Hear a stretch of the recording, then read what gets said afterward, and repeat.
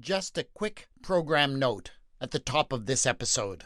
While it does not really go into descriptions, this episode does make references to rape and sexual situations. Listeners, be advised.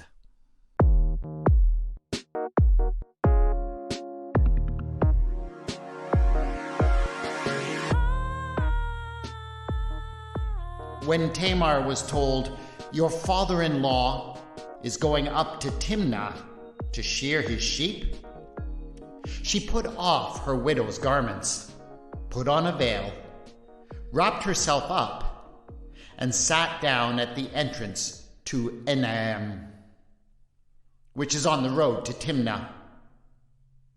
She saw that Shelah was grown up, yet she had not been given to him in marriage. When Judah saw her, he thought her to be a prostitute, for she had covered her face. He went over to her at the roadside and said, "Come, let me come in to you," for he did not know that she was his daughter-in-law. She said, "What will you give me, that you may come in to me?" He answered, "I will send you a kid from my flock." And she said, "Only if you give me a pledge until you send it." He said, "What pledge shall I give you?" She replied, "Your signet, and your cord, and the staff that is in your hand." So he gave them to her, and went into her, and she conceived by him. About a month ago, I did an episode of this podcast about the story of Onan. I wanted to debunk some of the ways in which people have misused that story to advance their own agenda, in particular to control people and make them feel bad for normal activities like masturbation or having sex for pleasure. I think that was an important episode, and I would definitely suggest you go back to it. It was episode 7.22, Onan the Man with the Plan. But Onan is really just a side character in a longer, and I would argue, a more important story of the woman that Onan was having sex with, Tamar. Onan, as I think I demonstrated in that episode, was a real scoundrel, and he was surrounded by scoundrels as well. No one in the entire family treated Tamar well or fairly. And so you simply cannot help but admire Tamar as you read it. Even when she engages in questionable behavior, and yes, she certainly engages in questionable behavior, you just have to root for her. And so, having told the story of the scoundrel, I cannot fail to come back to tell the story of the heroine, one of the greatest in biblical history. This is Retelling the Bible.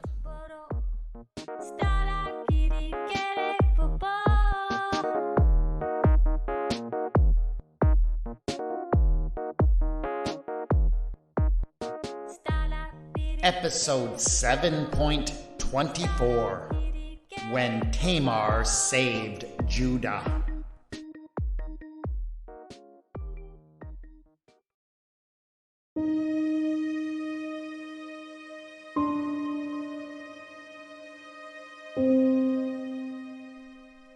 It had been an extremely hard labor at the end of a very difficult pregnancy. Tamar was completely exhausted. Her last reserves of strength nearly spent as she was finally allowed to lay back on her couch.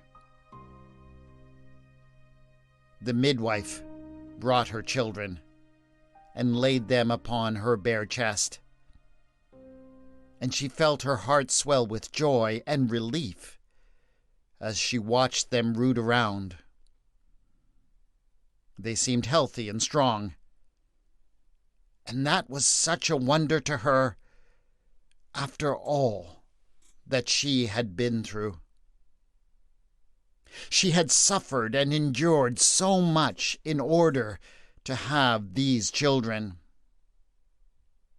For so long, bringing them into the world had been her only focus and goal, the only thing that she truly wanted. It was hard to believe that they were actually here. She felt as if she had to pinch herself to make sure that she wasn't dreaming. There were 2 of them, twins, and that was undoubtedly what had made her labor so difficult. But now that they were both here, she realized that that was how it had to be. Ever since Tamar had married into the household of her father-in-law, Judah, she had learned a great deal about the family. She knew that the family had a long-standing relationship with their God, Yahweh, and that God had given them great blessings. But she was also aware of a curse that had been passed down in the family. She thought of it as the elder brother curse. Generation after generation, the family had been torn apart by strife between older and younger brothers. The elder often favored by their fathers, while the younger championed by their mothers. First there had been Ishmael and his brother Isaac. Then, in the next generation, the conflict had been between Esau and Jacob. After that, in her father-in-law's generation, the family had almost completely fallen apart over strife between Jacob's favored son, Joseph, and almost all of the others. When she had married into the family, Tamar herself had become a victim of this strife. She was first given to the oldest son, who was favored by his father. And right away, she picked up on the animosity that existed between her husband and the second son of Judah, Onan. Onan despised his brother. You could see it in his every glance and hear it in every sullen remark. Of course, none of that really bothered Tamar at first. She didn't have to deal with Onan, and her husband's status in the family prevented him from acting against them. But that all changed after Er's sudden and disturbing death. Since Tamar had not given her husband a son and heir, only a daughter, the custom required that she be given to one of his brothers, so that he could father a child who would be the heir of And so suddenly, she found herself in the power of Onan, who did not hesitate to take out his resentment of his brother on his brother's widow. She did not like to think about all of the ways in which he had abused her, and she tried her best to banish the memories from her mind. But as much as she hated all that he did to her, The very worst part of it all was how he absolutely refused to finish inside her. He always pulled out at the last minute and spilled his semen on the ground. And she knew that he did it to deny his brother an heir. But she could also tell that he was only too happy to deny her a son who would be her ticket to freedom from being in Onan's clutches. Oh, this family. They were all just so messed up. And she felt certain that their fraternal rivalries would destroy them all in the end.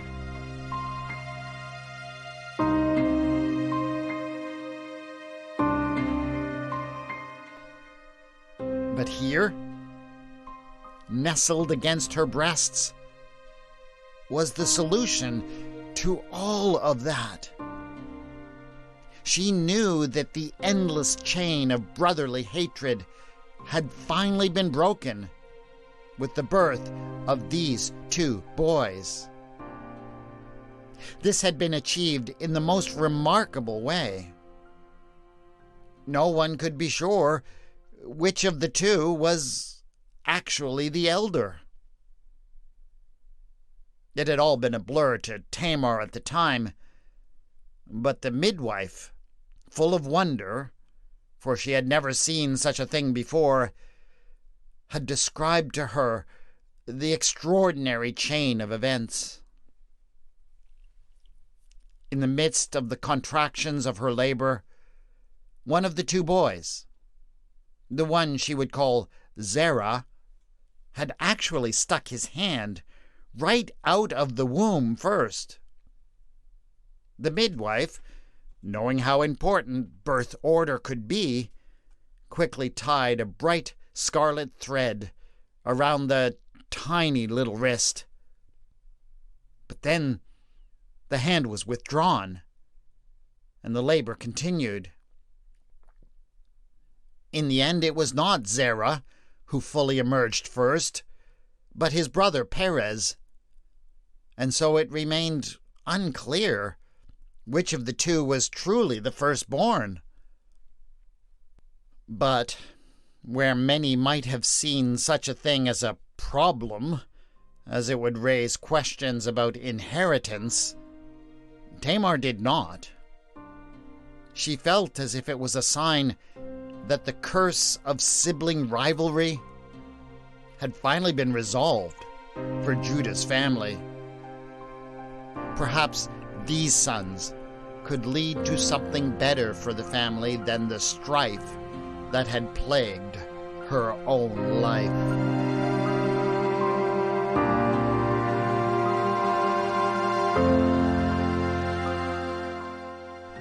To tell of all that Tamar had suffered because of her husband and his brother Onan would be an entire episode on its own. So let us just focus on what Tamar had gone through since the death of Onan. Judah, her father-in-law, had had 3 sons, Onan, and Shelah. Tamar had been married to the first, given to the second in order to produce an heir for her dead husband, and now she should have been given to the third son for the same reason. Everyone expected that to happen in short order, but it did not. And the only reason for that was that Judah did not allow it.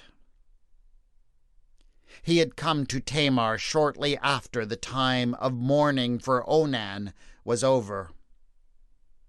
But he did not behave like a father-in-law should. He did not greet her according to her status. In fact, he would barely even look at her as he spoke to her. The reason seemed clear enough. His 2 eldest sons were now dead. Both had died suddenly and in disturbing ways. Most of the people in the community assumed that these deaths had been acts of divine judgment. What else were they supposed to think? But as Judah glanced darkly at her from the corner of his eyes, Tamar realized that he did not agree with the community consensus. For Judah, Tamar was the only common thread between the deaths of his sons that mattered. He blamed her. He may not have known how, but he was somehow certain that she was the cause of these tragic deaths.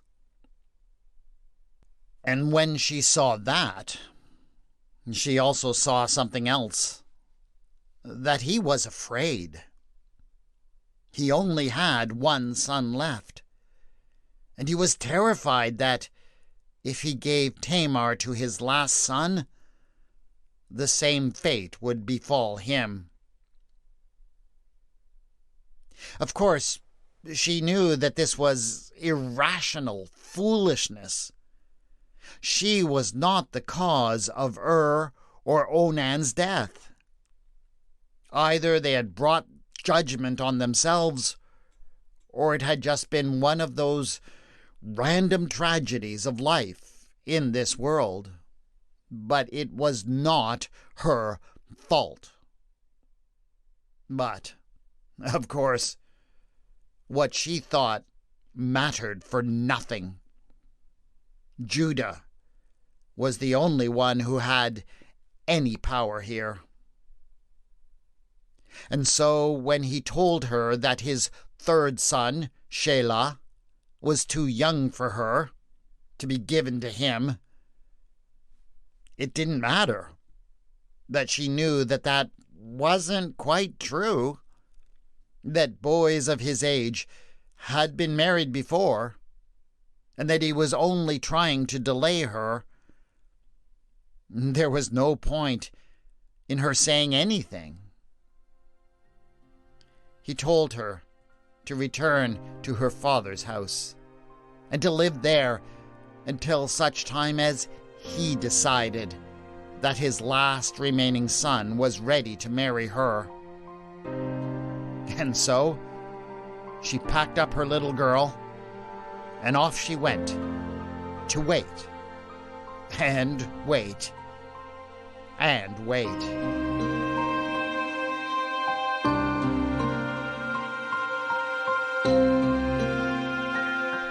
Tamar was living in her father's house, but she had no control over her own life.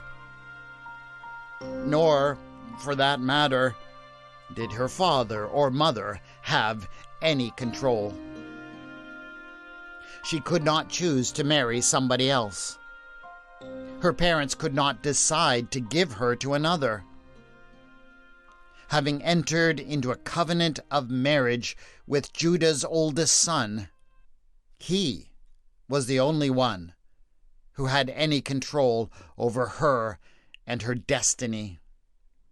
And Judah was completely absent. She heard nothing from him, nor did she receive any support.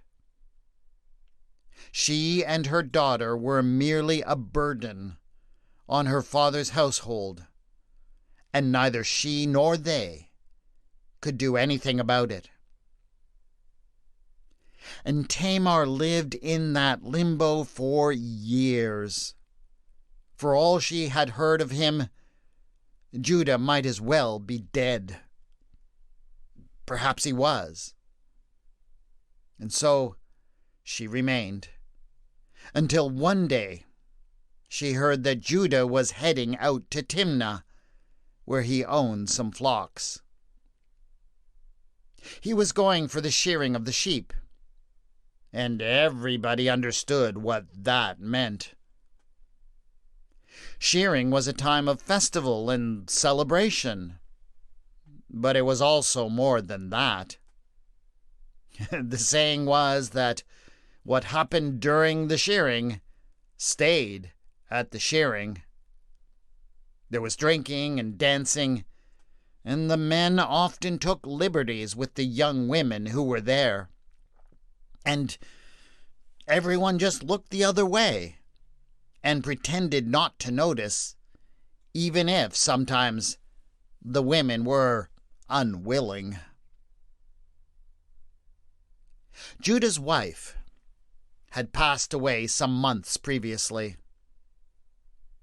By all accounts, he had taken it badly, and his time of mourning had been hard. This was perhaps not too surprising. He had dealt with too much death already, with the loss of 2 sons and of his brother Joseph. He had always been particularly weird about Joseph's death, almost as if he was hiding something about it. But he had apparently taken it badly. But this new death had really pushed him over the edge, and he lay in grief for weeks. But the fact that he was now going with his best friend to the shearing was a sign that he had finally gotten over it and was ready to sow some wild oats. As Tamar looked on, she was suddenly struck by something else. There was another young man striding along beside him. He was quite handsome, and she looked at him closely, wondering who he might be. And then, with a sudden intake of breath, she realized why he looked familiar. It was Shelah, Judah's youngest son. Tamar had not been permitted to see him, not allowed to even be near him, so she couldn't help but be amazed at the change in him. He was a full-grown man now, and sported a full beard. Coming to terms with this amazing transformation all at once forced Tamar to see just how foolish she had been. Judah clearly had no intention to allow her to get a son on his remaining son. And that sudden realization moved something within her. Up until this point in her life, her entire fate and future had been completely in the hands of others, of her father, of her husband, and then of her father-in-law. But all of these people had failed in their divinely appointed duty to care for her and for her daughter. Clearly no one was ever going to step up and take care of her.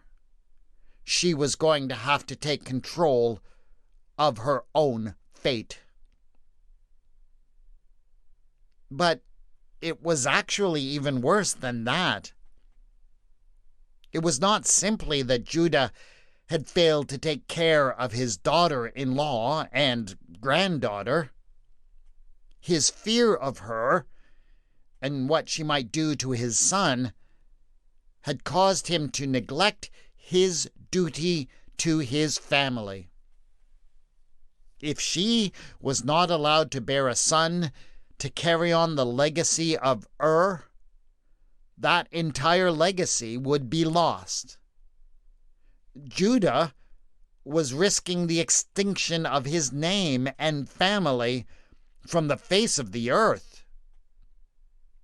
They would be forgotten into eternity, and all because of an irrational fear that Tamar was a curse who would kill his last son as well.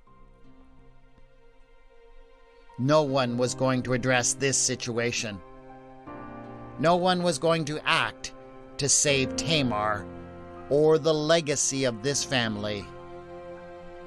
And so, Tamar decided she would act. It all fell to her.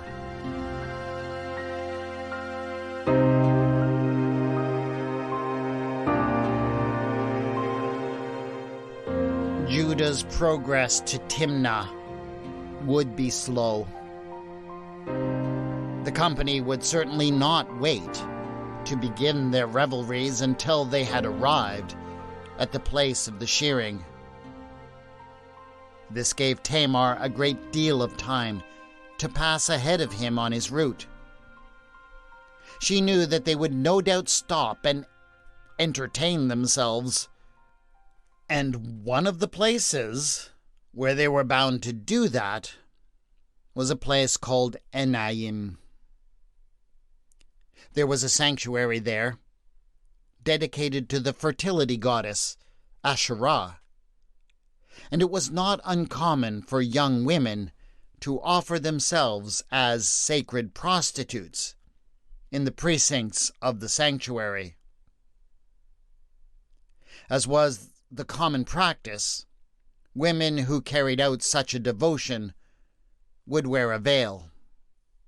That way, any man who made use of their sacred services would never know if he might have actually slept with the goddess, who was also said to offer herself there. And so Tamar quickly made her way to Enayim. She obtained a veil and sat down by the side of the road to wait for Judah's party to arrive. She was taking a risk, of course. Judah might recognize his daughter-in-law in spite of the veil, but she thought that unlikely. The truth of the matter was that he had barely even looked at her, not since the death of her first husband. If he hadn't acknowledged her existence for so long, why would he do so now? Surely he would just see her as another nameless prostitute. She was fortunate. There were no other young women who were making the devotion at the same time. Otherwise, of course, there would be the possibility that Judah might choose another woman. But now she had no doubt that her plan would work. And so she waited.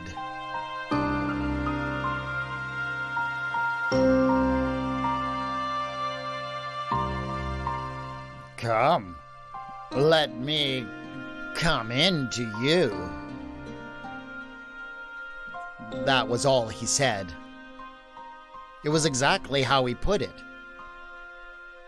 I guess you might say that Judah was many things, but he certainly wasn't subtle. As soon as he saw her sitting outside the sanctuary, he came straight up to her with his indecent proposal. Tamar was pleased, but she certainly didn't show it. Instead, she responded as if this was something that she had done often. Well, big boy, what will you give me that you may come in to me? And so they haggled. It was true that many came to the sanctuary, both men and women, as an act of devotion to the goddess. But for Judah, this was clearly simply transactional. They settled on a fair price. One young kid from his flocks. But, hey, listen, Judah went on as he patted his clothing. I seem to have left all of my kids in my other tunic today. I'm on my way out to where I keep my flocks. So I can't really pay you right now. But we're good, right? You could trust me to get it to you later." Tamar rolled her eyes. Did men actually think that women would fall for this kind of thing? Yeah, no, she replied. "You're going to have to give me something to earn that kind of trust." At this point, Judah was very aware of just how long it had been since his wife had died, and he had been in mourning. His desperation to have some intimate contact with any woman he could find was unmistakable. In the moment, he would have given her anything just to be able to start to get it on with her. Tamar had, of course, anticipated this entire exchange and given a lot of thought to what she would ask for. "Give me your signet and your cord and the staff that is in your hand." Judah's eyes widened in surprise. Did this woman really know what she was asking for? His hand went to the cylinder that hung on his chest. It was carved out of stone, with unique markings that indicated his own name and family. He used it whenever he wanted to mark something as his own. When he sealed a box or jar, for example, he would take wet clay and place it around the fastening, and then he would roll the cylinder across the clay before it hardened, leaving a unique marking so that all would know that it was his, and that they dare not break the seal. Judah had many goods, so he used this signet a lot, so much so that he wore it on a cord around his neck for easy access at all times. If he gave it to this woman, even for a short while, it would be a major inconvenience. But that was not the only thing that made him hesitate. It was not just an item used for personal identification, after all. It was the symbol of his family, the family that he was charged to preserve through all the generations. The recent death of his wife had reminded him of how he had failed in that duty, how he had failed to ensure a grandson through and Onan, and even, because of his own fear, through Shelah. Though he would never admit it to anyone, not even to his best friend Hira, he had been feeling like a failure as a patriarch. Handing this symbol of his dynasty over to this woman felt like finally giving up on his duty altogether. But, at this point, Judah's sense of duty held little sway over him. His rational mind was being overruled by another part of his anatomy. Somehow, the desperate impulse within him persuaded him that the signet and the cord and the staff that he also intended to pass on to his heir would only be gone for a little time. He would get them back, and then, once again, take charge of his family's destiny. But first, didn't he deserve to have himself a little bit of fun? And so he handed the items over, and the woman led him off to the little tent that had been pitched near the sanctuary for this purpose. I won't describe everything that happened in that tent. I do think that there are some things best left to the imaginations of my podcast listeners, the dirty, dirty imaginations of my listeners. Let me just say that when Judah continued on his way towards Timnah, he did have a bit of a skip in his step.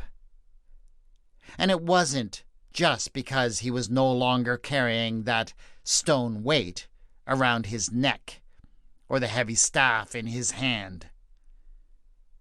Judah was satisfied.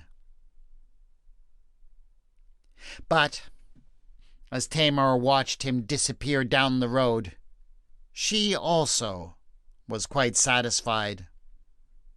No, not because of that.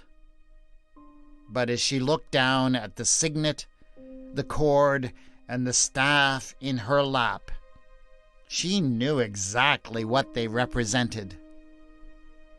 The destiny of Judah's family was now firmly in her hands, and, she had no doubt, in her womb.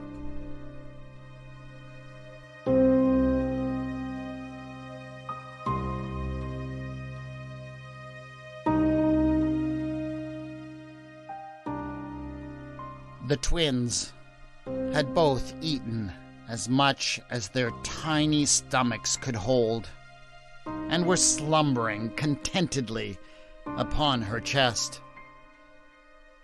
She knew very well that they would give her little respite, and that she would be wise to sleep as well. But, exhausted as she was, she could not. She was filled with a sense of exultation. She had done it. She had accomplished what seemed impossible. And what's more, she knew that she was in the right. That was indeed an extraordinary thing for her to think. After all, she had just given birth to her own father-in-law's children. But her righteousness was beyond all doubt. Hadn't Judah himself declared it? Oh, she would long savor her memory of the day she was supposed to be put to death. She would tell these boys her story, and make sure that they remembered it and passed it down to their children. When, 3 months after her encounter with Judah by the side of the road, her pregnancy began to show, word of it quickly spread. She was still under the control of her father-in-law, and he, not having given her to Sheila, knew that he had certainly not given her permission to be with any other man either. The conclusion that she had betrayed his family by polluting it with another man seemed inescapable. Judah clearly thought that any sort of trial was completely unnecessary. Without even seeing her or engaging in any sort of inquest, he issued the immediate order for her execution. The community was not about to pass up the spectacle of a pretty young woman being thrown into the fire. They gathered in great numbers at the time and place appointed. And so everyone saw it when, just before she was taken to the fire to be burned, she suddenly produced the signet, cord, and staff. She would never forget the gasps of the crowd as they instantly recognized these items. And she had to give it to Judah. He was honorable enough in the end. He probably could have tried to make up some story about how the items had been lost or stolen from him, and that he had no idea how Tamar had obtained them. Such was his status that no one would have questioned such a story, no matter how ridiculous. But no, he admitted the truth of the matter. And then he looked at her, really looked at her for the first time since his eldest son had died. And when he said, "She is more in the right than I," she could see what that cost him. It was not just an admission that he had failed to take care of his duty to her and her daughter by permitting her to have a son. It was an admission that he had failed to take care of his family and its legacy, and that she had had to swoop in and save the family from itself. Tamar had saved Judah's family, this family to which she had been bound so many years before, from extinction. Of course, she had no knowledge of all that this family was destined to go on to do and to be, but she had also ensured that destiny as well.